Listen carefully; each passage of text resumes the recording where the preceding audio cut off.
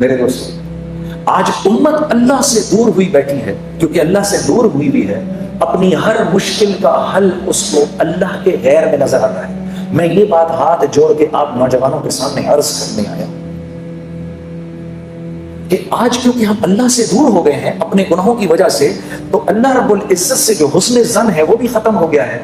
اب جب کوئی ضرورت آتی ہے تو خیال اللہ کی طرف جاتا نہیں کہ میں تو اس کی کرتا ہوں نافرمانی، ارے نہیں، میرے گناہوں کی کیا حیثیت ہے اس کی رحمت کے سمندر کے آگے۔ یہ راوی کے دریا میں اپنی ہم اگر 100 قمیضیں لے جائیں اور صاف کر لیں تو راوی کتنا گندا ہو جائے گا؟ ارے 1000 قمیضیں لے جاؤ، 1,00,000 قمیضیں لے جاؤ، 1 کروڑ قمیضیں لے جاؤ، جا کے راوی کے اندر دھو، راوی نے کیا گندا ہونا ہے؟ تو یہ تو دنیا کا ایک بہتا ایک عام دریا ہے، اللہ کی رحمت کا جوش مارتا دریا، اس کے سامنے ہمارے گناہوں کی کیا قیمت ہے؟ کچھ بھی نہیں۔ بس آدمی بے غیرت نہ بنے، بے باک نہ ہو جائے، وہ تو غفور الرحیم ہے جو کرنا کرو، یہ نہ ہو، اندر طبیعت میں اس بات کی ندامت ہو تو یاد رکھو کہ اللہ کے ہاں طاعت کی استکبار سے معصیت کی استغفار زیادہ قیمتی ہے۔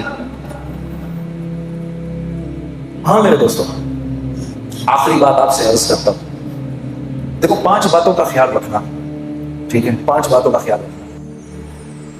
یہ اللہ کے نبی صلی اللہ علیہ وسلم کے سامنے مہاجرین کی جماعت بیٹھی ہوئی تھی، اور یہ مہاجرین کی جماعت کون ہے؟ یہ سابقون الاولون تھے سارے، سیدنا ابو بکر صدیق، سیدنا عمر، سیدنا عثمان، سیدنا علی، طلحہ، زبیر، عبد الرحمن بن عوف، سعد بن ابی وقاص، سعید بن زید، رضوان اللہ علیہم اجمعین، یہ لوگ بیٹھے ہوئے تھے، مسلمانوں کے اس وقت کے سابقون الاولون، جن کی قربانیاں جو تھیں اور جن کو اللہ نے دنیا میں ہی جنت کی بشارتیں دے دی تھی، تو یہ بیٹھے ہوئے تھے آپ کے سامنے۔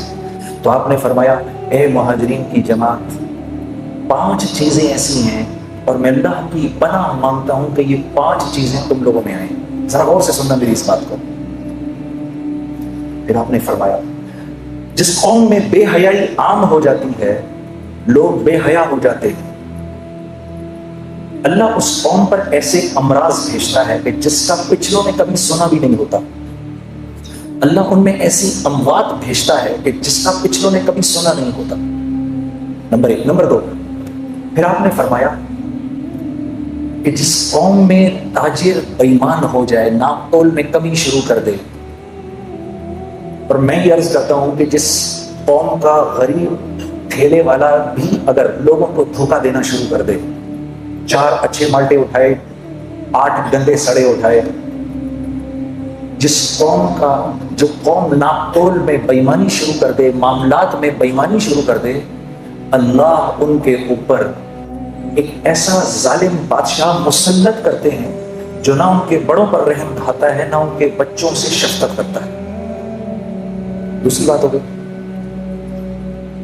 تیسری بات، پھر آپ نے فرمایا، جس قوم کے لوگ زکوٰۃ کو تاوان سمجھتے ہیں، ان پر رزق تنگ کر دیا جاتا ہے، رزق تنگ کر دیا جاتا ہے کہ آسمان سے ایک قطرہ بھی نہ برسے اگر زمین پر بے زبان جانور نہ ہو تو۔ 3 باتیں۔ چوتھی بات، آپ نے فرمایا جو بات بات پہ جھوٹ بولتے ہیں، چکر دیتے ہیں اور اپنے وعدوں سے پھر جاتے ہیں، یہ گھر ہم آپ کو 50 لاکھ میں بنا کے دے دیں گے، اس کی قسطیں دیں، آپ 50 لاکھ کے مطابق قسطیں دیں۔ جب گھر دینے کی باری آئی، سر بات یہ ہے کہ وہ تو مطلب کی بات ہی، خرچہ تھوڑا بڑھ گیا، اب آپ کو پوزیشن تب ملے گا جب اس کے اوپر 15 لاکھ اور دیں گے آپ۔ کیوں؟